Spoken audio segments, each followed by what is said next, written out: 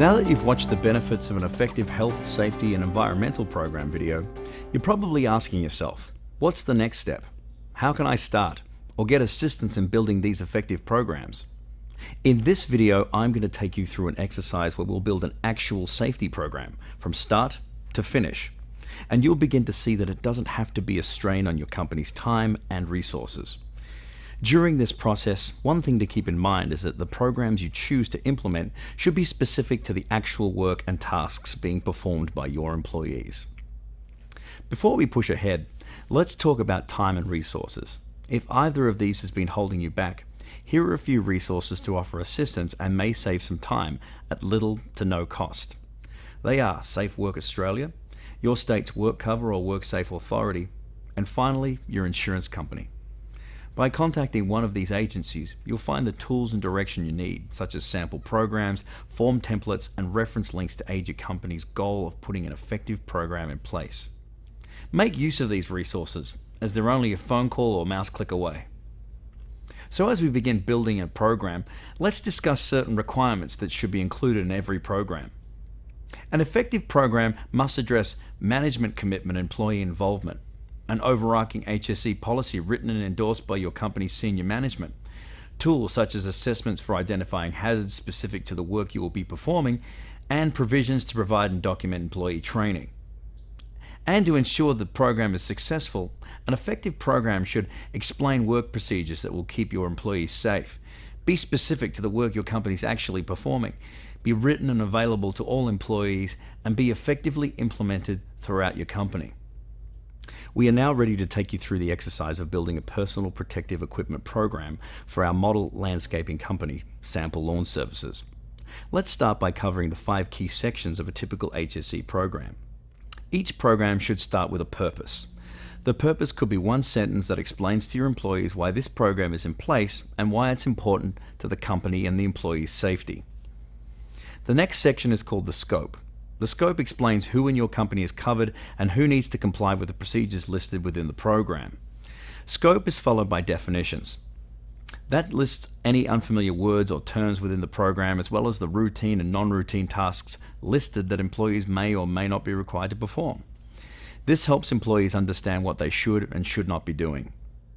The 4th section, titled Procedures, is usually the largest section of the program and includes the requirements employees must follow to comply with the program, such as identifying the visible and potential hazards associated with the task they're about to perform, assessing the PPE requirements necessary to perform the work safely, explaining and ensuring employees' understanding of the company's emergency preparedness procedures, and reinforcing the company's health and safety rules as well as the consequences in place of the program. Of course, there's non-compliance, and then listing and providing the training requirements of this program that are offered to the employee so that they can perform the work in a safe manner. And finally, an effective program should include references section, guiding employees to regulatory or company links that will provide them with further information on this specific topic. Okay, now that we've covered the key sections comprising the company's HSE program, let's go over some background information on our model company. Sample Lawn Services is a landscaping company that conducts residential lawn services, including mowing, trimming of both edges and hedges, and cleanup. The company consists of 15 employees, which includes 2 supervisors. And important to note, tree trimming, which would require another set of safety programs such as working at heights, is not a routine function of this company. Let's start at the beginning and develop our company's purpose. The purpose of Sample Lawn Services' Personal Protective Equipment PPE program is to ensure all employees have proper PPE prior to completing their assigned work tasks. That's it. That's our purpose. Short, sweet, and to the point. Anyone reading this would know exactly why the specific program was written. Let's move on and identify the scope of our program, which will explain who needs to comply with this program's requirements. This PPE program covers all company personnel at all levels, including management. Again, short, sweet, and to the point. One important thing to note is that both employees and management are required to comply with the program. This is important as employees tend to follow the examples set by their supervisors.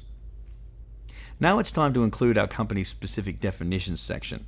which will include an explanation of any unfamiliar terms or acronyms used, as well as a description of both the company's routine and non-routine tasks. Routine tasks. Common tasks that are conducted during lawn care services such as lawn mowing, line trimming, and hedge trimming. Non-routine tasks. Those tasks that are not conducted on a regular basis, such as mowing on steep grades and tree trimming.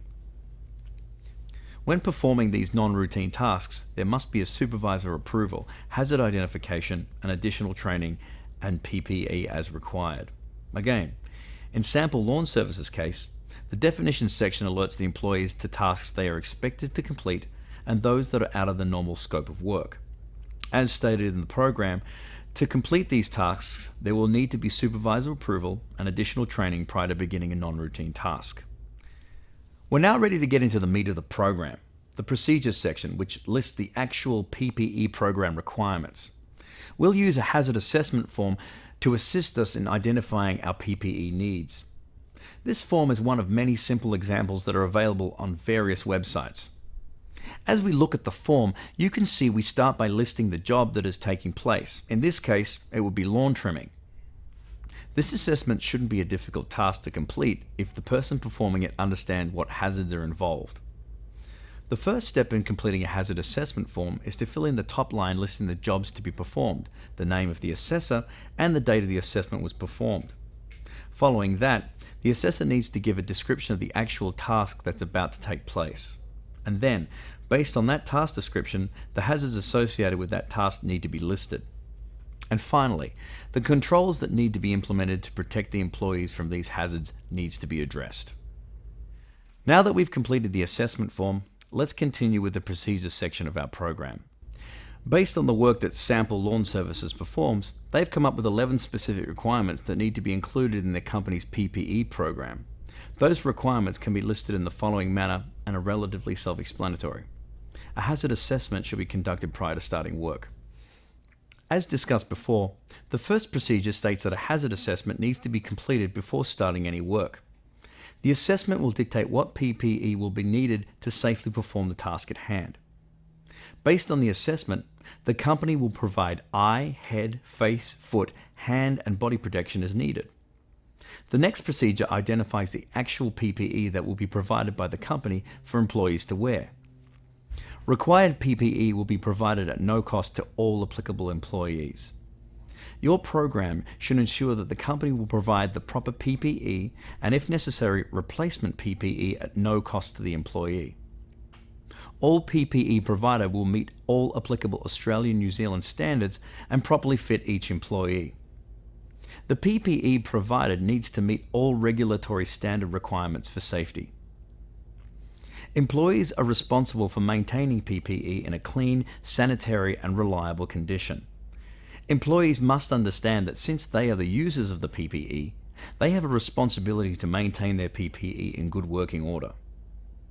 Employees will return damaged or broken PPE to their supervisor, who will replace it prior to employee returning to work. Employees must also understand that if their PPE fails for any reason, they must return it and get replacement PPE in good working order before continuing with their work. The company typically prohibits the use of employee-owned PPE, therefore only PPE purchased by the company is allowed. The company allows only PPE purchased in-house to be used on the worksite as a safeguard to ensure that it meets regulatory standards. The company will ensure that documented training will be provided to each employee who is required to wear PPE, which includes when and where PPE is necessary, what PPE is necessary, how to properly put on, take off, adjust and wear PPE, the limitations of the PPE, and the proper care, use, maintenance, useful life, and disposal of the PPE. The company needs to ensure that employees are trained in the proper use and care of the PPE that they are initially given. Like all employee training, this training is documented and stored for safekeeping. Employees will be retrained on PPE usage whenever they're not able to demonstrate their understanding of the PPE requirements or the ability to use it properly, or when there are changes in the types of PPE or work environment that renders the previous training obsolete. The company also needs to ensure that employees are retrained when there is a misunderstanding in the usage or change in the type of PPE supplied by the company. Employees who choose not to follow the safety and health rules of the company will be disciplined. Discipline will be progressive up to and including termination. Supervisors who are found accountable for employee actions will also be disciplined according to their level of accountability. Employees and supervisors need to be made aware of their accountabilities when it comes to following or implementing the company's rules and regulations for safety.